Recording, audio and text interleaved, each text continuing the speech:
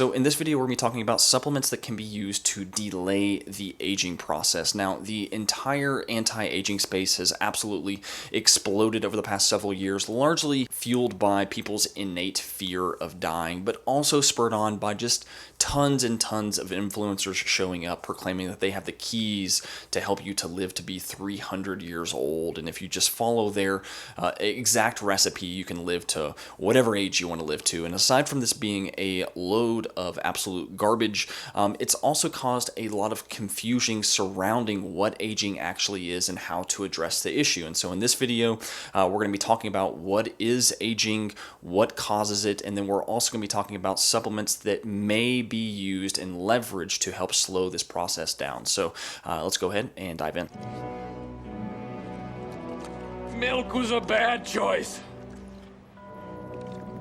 Now, when it comes to what aging actually is, when I asked my good friend Chad GPT, what aging is, he defines it this way. Aging can be defined as the complex biological process characterized by a gradual decline in physiological functions necessary for survival and reproduction. This process is influenced by a combination of genetic, environmental, and lifestyle factors and manifests through various cellular and molecular changes over time. Now, I know this definition is somewhat vague. However, when you look into the field of gerontology, a lot of the scientists in that field like to define the aging process through the lens of several different hallmarks and what they call the hallmarks of aging. And when you look at the hallmarks of aging, scientists usually like to describe aging as genomic instability, telomere attrition, epigenetic alterations, loss of proteostasis, degradation of the nutrient sensing pathways, mitochondrial dysfunctions, cellular senescence, stem cell exhaustion, and altered intracellular communication. And if you do a lot of reading into the field of the aging sciences, these are a lot of the terms that you'll hear thrown around a lot between scientists and in research papers.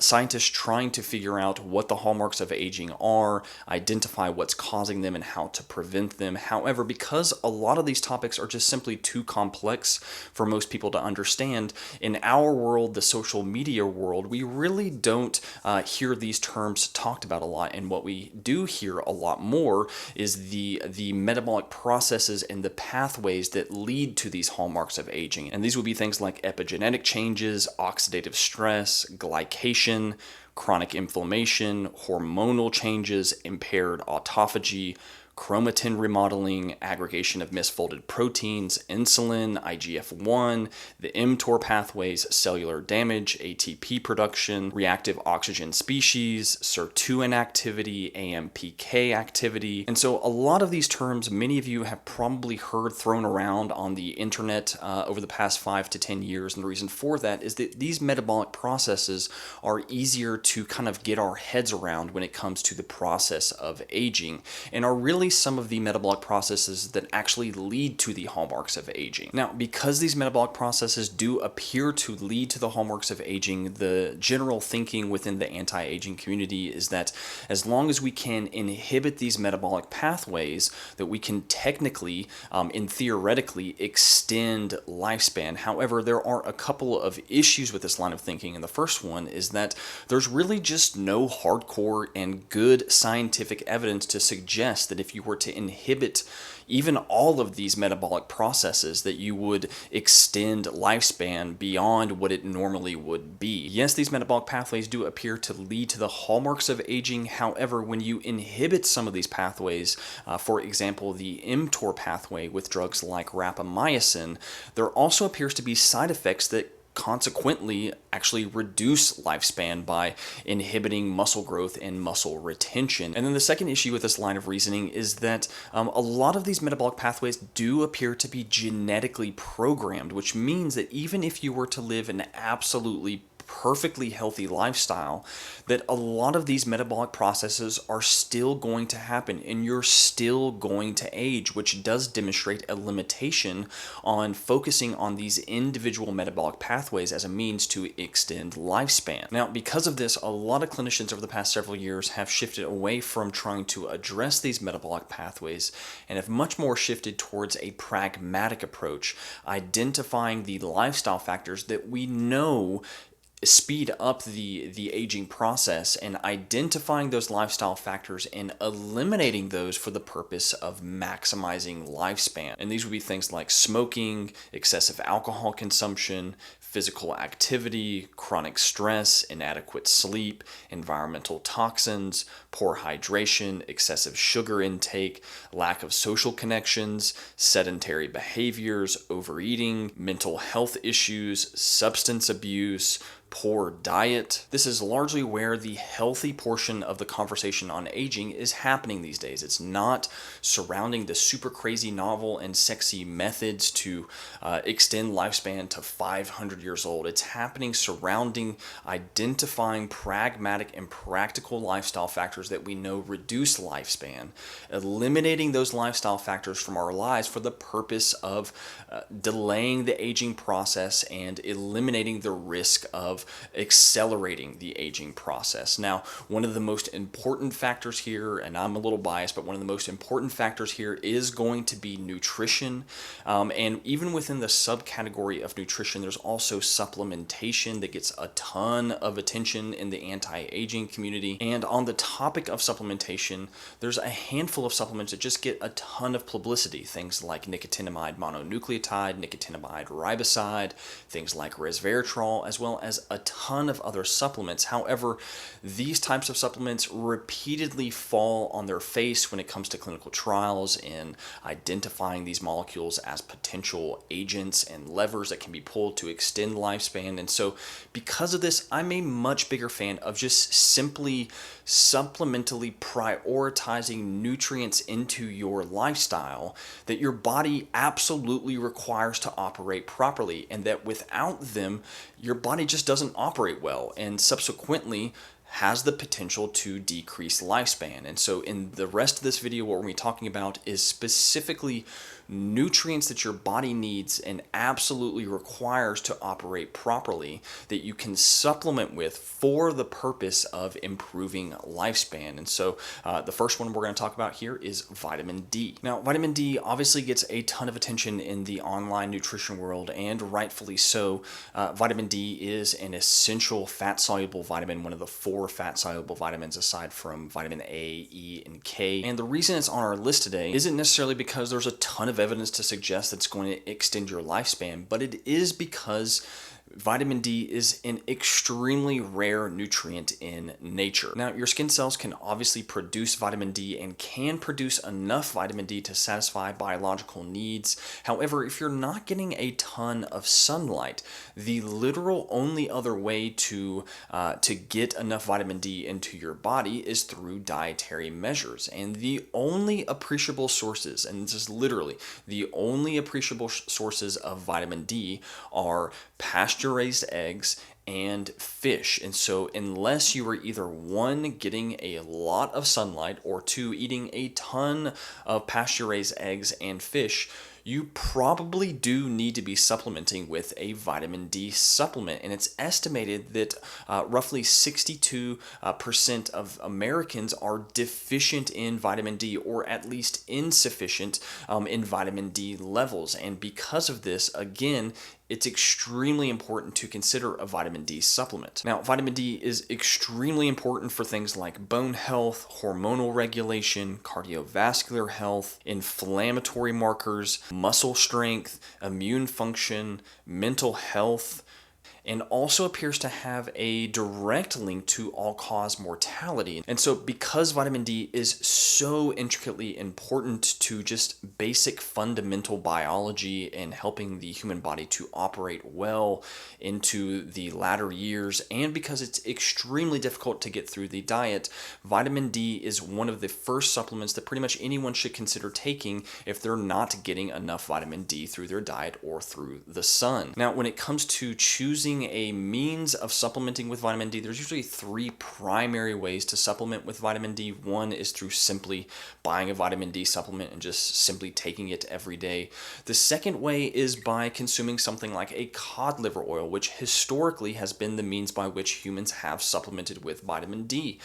For hundreds of years now, we have used cod liver oil as a means to prevent things like rickets, which is a disease of vitamin D deficiency. And so we have known for a long time time now that cod liver oil is really high in vitamin D and is another great option to supplement with vitamin D. And then the third way to supplement with vitamin D is just to simply take a multivitamin. Is actually why today's video is sponsored by Ritual. Ritual is an obsessively researched multivitamin specifically formulated to fill the gaps in a man's diet. Ritual is literally one of the only multivitamins that I have ever seen that takes a food first philosophy with the development of their formula. They specifically formulated their multivitamin with the intent of it being used by somebody who's already paying attention to the nutrient content of their food and is using the multivitamin as simply as a means to cover the gaps in what their diet isn't providing. Because of this, Ritual's multivitamin contains only 10 of the most difficult vitamins and minerals to get from food,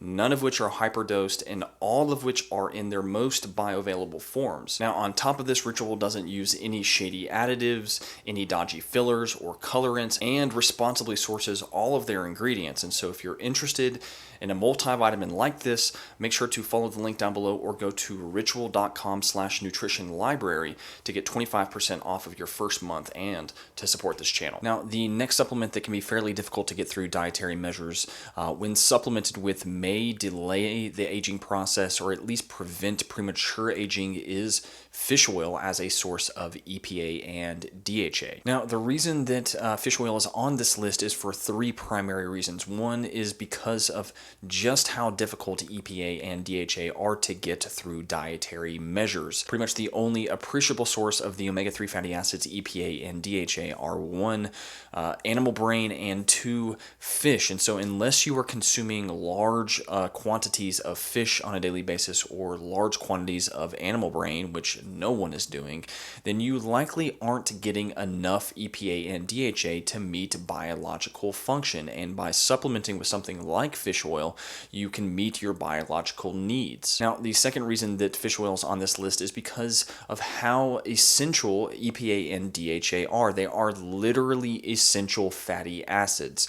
Now, your body can create EPA and DHA through the conversion of ALA. However, your body is extremely bad at this conversion process. And so practically speaking, a lot of nutritional scientists would like to include not just ALA in the list of the essential fatty acids, but also include EPA and DHA. Now, the third reason that fish oil is on this list is because of how essential EPA and DHA are to the inflammatory process. Now, the inflammatory process is probably the most integral process that the omega-3 fatty acids are involved with. And when you consume something like EPA and DHA, your body does take them and incorporates them into phospholipids, which are then incorporated into cellular structures. And when your body undergoes some sort of stress, there is a enzyme that gets released called phospholipase A2, which then releases these fatty acids from the cell membrane and from the phospholipid, which are then free to be converted into various prostaglandins,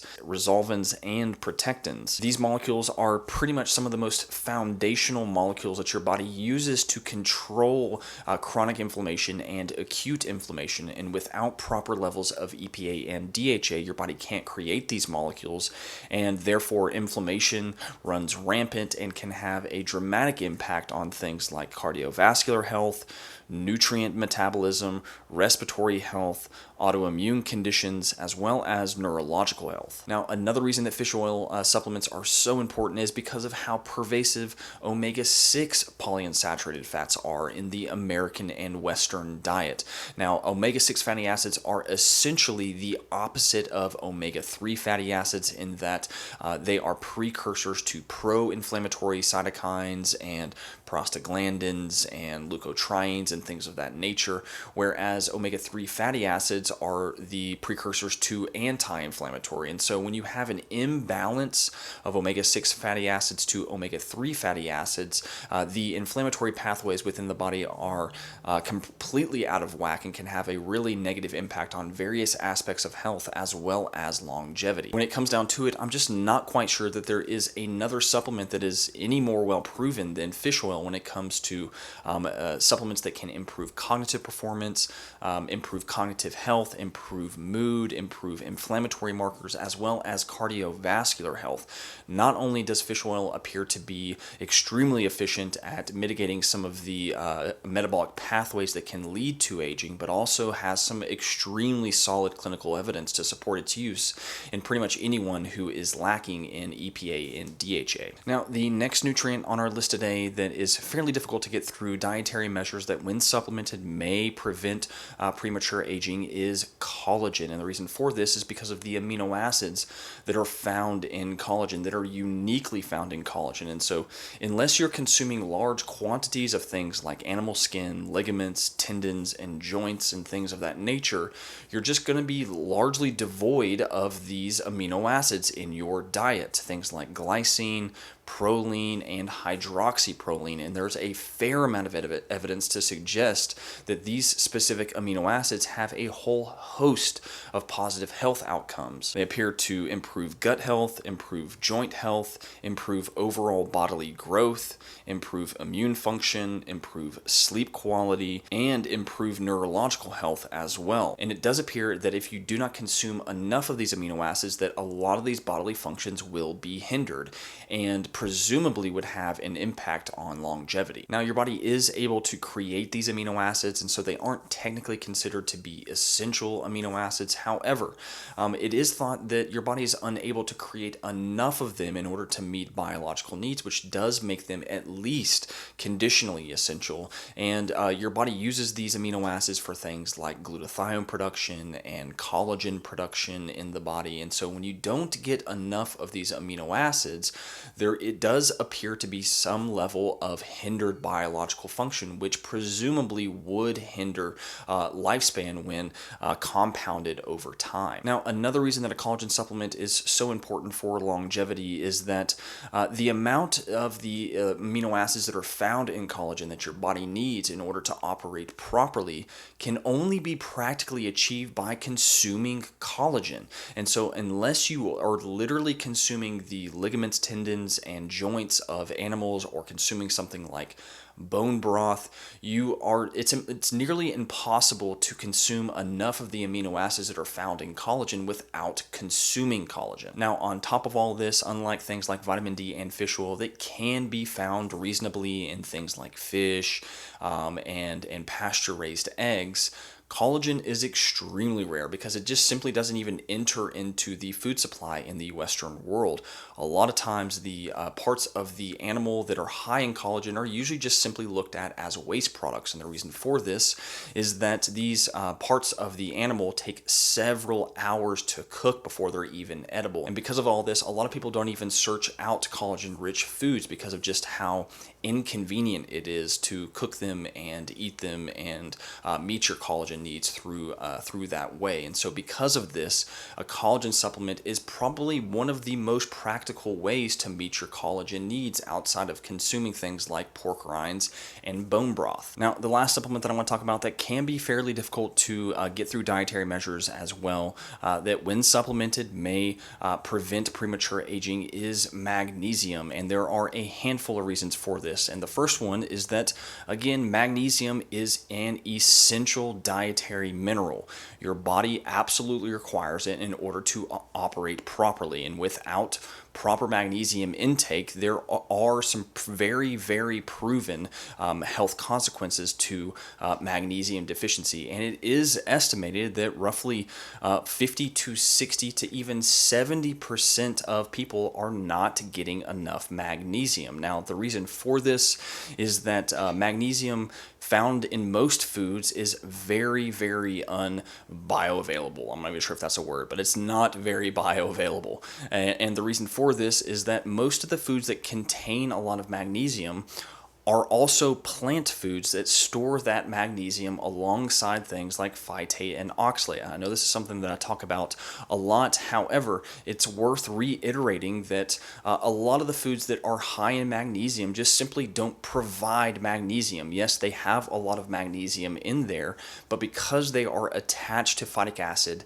and attached to oxalate, and because our bodies do not have the enzymes required to cleave these minerals away from these molecules, molecules, even though you might be consuming on paper a lot of magnesium, you still might be magnesium deficient, or at the very least magnesium insufficient. Now, magnesium is also a cofactor for hundreds of metabolic processes in the body, and without proper magnesium levels, you can experience things like muscle cramps, impaired glucose tolerance, increased risk of cardiovascular disease, increased risk of osteoporosis, increased risk of diabetes, increased risk of mental health disorders, chronic fatigue. And so magnesium is just one of those compounds, one of those nutrients that is just super fundamental to overall health, that when you do not consume enough of it, your health will suffer for it. Now, I do think it's worth pointing out here at this point that what you will notice is that a lot of these nutrients that are on this list that are fairly difficult to get through dietary measures can pretty much all be found in fish. And so if you're trying to completely eliminate supplementation from your diet,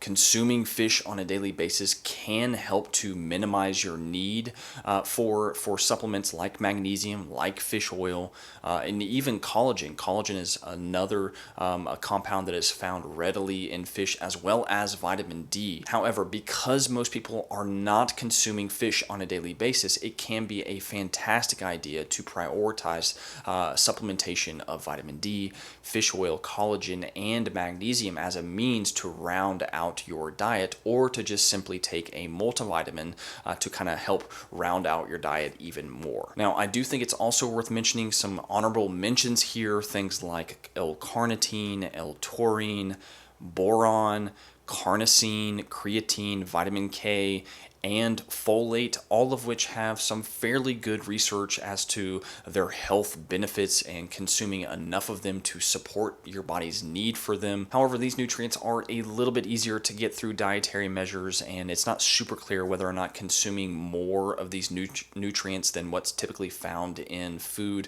will provide any further benefit. And so that's our list today. Those are the supplements that I personally would consider if I were trying to optimize my lifespan and to prevent any premature aging, not to live to 500, but maybe to get to 120. That might be nice to see my great grandkids. But that's pretty much all I have for this video, guys. If you have any questions or comments or scathing remarks, please feel free to leave a comment down below, and also make sure to check out the description as well as the pinned comment down below for some links to some really cool products. But other than that, I will see you guys next time.